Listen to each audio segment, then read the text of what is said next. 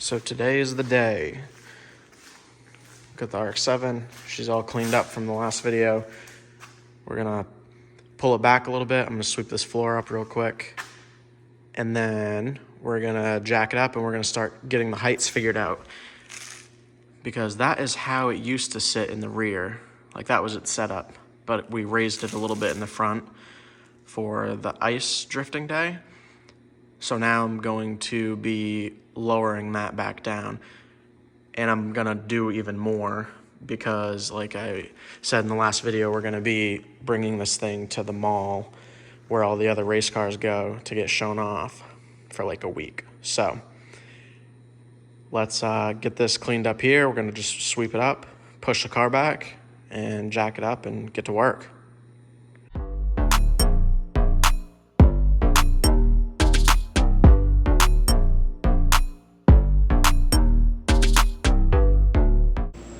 All right, so I think we're gonna start with the back first, just because I can do both sides at the same time really easily. And it will give me an idea on how much I need to lower it in the front, because if I do the back and I spin it, 20 spins, then I can know that the front needs to be about the same or whatever, and it's easier to do the back together because I can only jack the front up side by side. So we're gonna get the jack under there now and get this thing off the ground.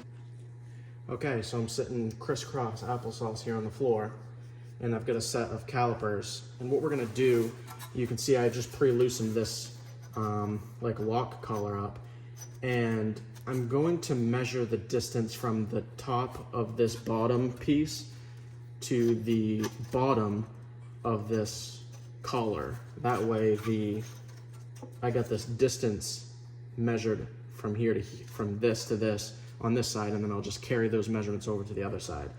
Now, the reason that you don't want to just count threads and then match it on the other side is if, this coilover on this side has more tension on it from like more weight on this side of the car. If you just count threads, your gap might not be the same. So right now, I know that the car is exactly the same on each side height-wise. So if I bring this up an inch and bring the other side up an inch, then I know that it's gonna exactly match, versus if I just count threads, the car may be tilted one way more than the other, or something else weird may happen, like stability issues or something. So this way is nice because the car is gonna feel exactly the same now, because the preload is still the same. You're literally just changing the height, and obviously where the shock is in the body, but that gets technical real fast. So I'm gonna set this and then we'll do the other side.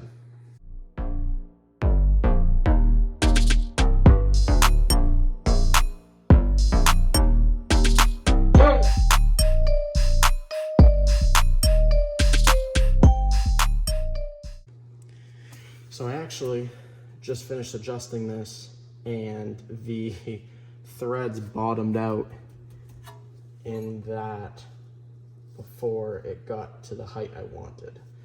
So I know what the measurement was. Before it was 1.095, so basically an inch. So we're gonna try and get that on the other side. And then I know that I had to turn this about 3 revolutions to get it locked in. So we'll do the other side now and see how it looks. So we're on the other side now. I had the threads bottom out in the lower mount on the other side before I actually got to the 1 inch .095 that I had for a measurement on the other side. So I cleaned these threads up a little bit. I set this to the same 1.095 as the other side, and I know that I had a couple spins before that I had to make up the difference for when the shock bottomed out in the lower mount here. So I'm basically just gonna adjust this down again, and then hopefully we're only a few spins away. That way we'll match the other side. What I'll do is I'll let the car down. We'll check the height differences between the fenders, and if all is well, then great, then we'll hop onto the front. If not, we'll just fine tune the rear a little bit more, and then we'll move up to the front.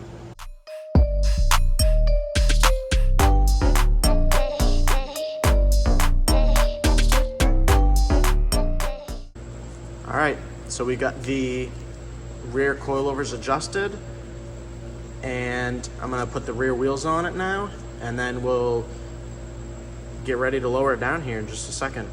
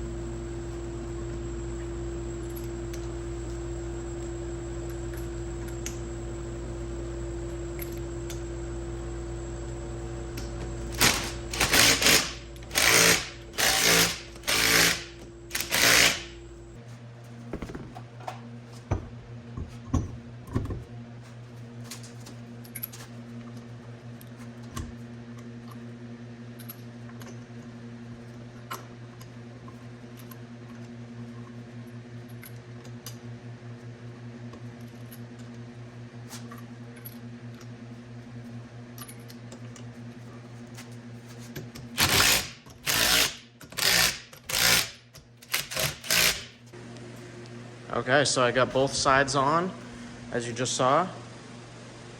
And right now I'm gonna set you guys down, and I'll lower the back and we'll just see how it looks.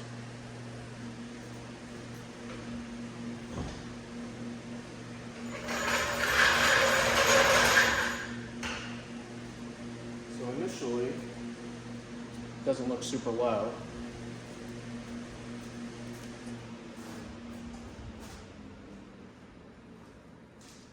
But I'd say it's a pretty good improvement over before. So, and I think once we lower down the front too, it'll definitely make it sit a lot better. So it looks pretty good compared to before. I'm pretty happy with it. It should be about an inch's worth of drop. So hopefully we don't have any issues with it. You know, it's those rear coilovers are just completely bottomed out. So, and I'd say it fits pretty good. It's got a pretty small tire on it, honestly. So eventually I'd like to step the tire up a little bit, but I think the 17-inch wheel is big enough. So we're gonna move on to the front now. It's gonna be a little more difficult because I don't have a good jack point. I can't use behind or below that fender because I won't be able to get the jack in and out of there. So I may just jack it up now on some blocks of wood, and then we'll pull the blocks out after, or just back the car off of it, you know. So a little bit of a pain in the butt, but we'll see how it looks. So there we are. I have these wooden blocks made that I can drive the car up, because even with the height that it was at before we went out on the ice, I always had to drive up these blocks to get it on the lift. So we're gonna get these tires off, set the coilover heights again, and we'll see how it looks.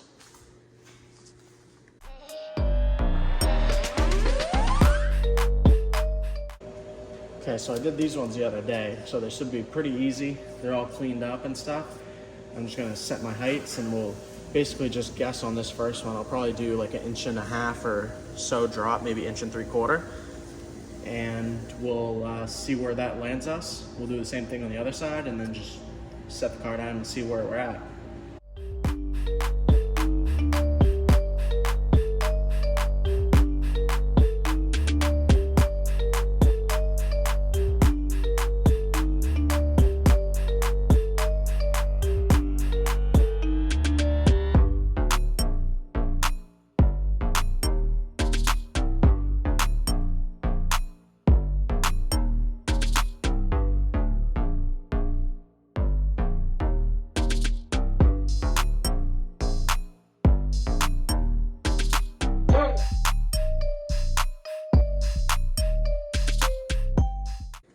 Okay, so we got the wheels and tires all tightened down.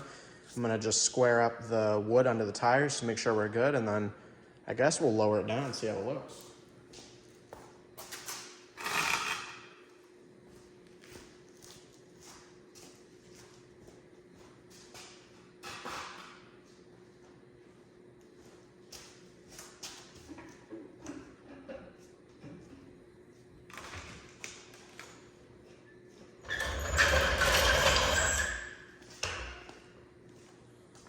Yeah, that's pretty good right there.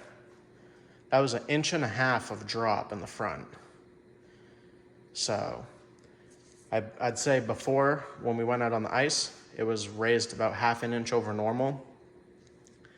So you bring it down 1/2 inch, which would equal 1 inch, which is what I just, would have lowered it if I never raised it before.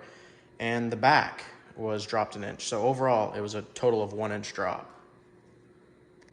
I guess the test now is to push it off those blocks, and we'll see how it looks compared to the ground.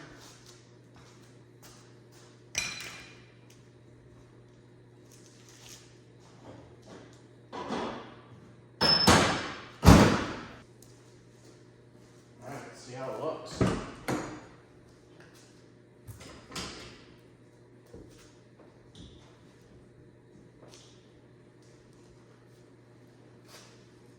Slow with it.